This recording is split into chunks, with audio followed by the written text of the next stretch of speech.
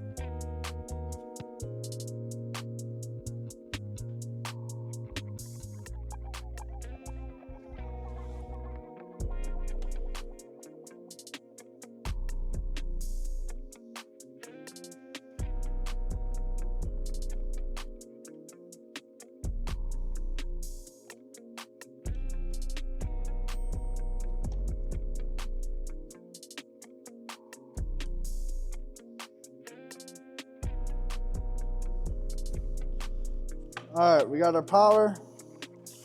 Ran from our stud like we talked about earlier.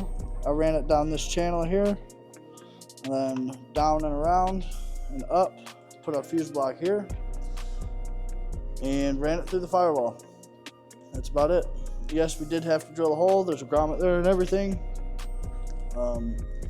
So let's go ahead and run this back along with the bass knob for our XKIT82X, just in case he wants to go with something different. He doesn't have to replace the XKIT82 or the bass knob or anything like that. All right, guys. So what we're doing here is we're gonna grab signal.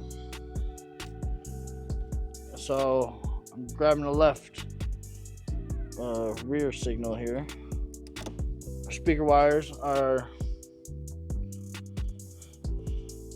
light green with black. Right here. Stay away from anything that's wrapped in yellow. Those are airbag sensors.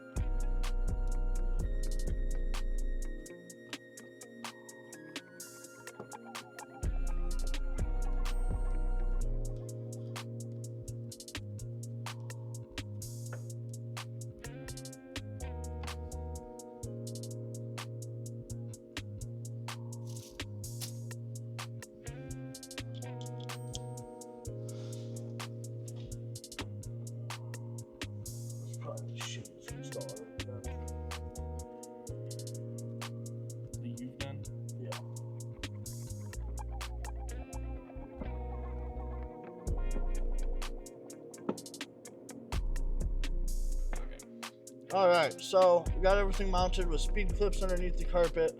We didn't want to put wood up under here because we didn't have much room with this support bar here. So as you can see, we used some screws and speed clips. You didn't see me put the speed clips underneath this amp, but they are under it now. That was a bit pain since we had already cut our wires and everything, but speed clips are there, speed clips are here. We did not use screws on the back here. The person that has this card doesn't have anybody in the back, so they're not too worried about it, but this is where they wanted it, and so you can still take the mat in and out easily. So now what we're doing is running the subwoofer wire, subwoofer output wire all the way to the back to the trunk.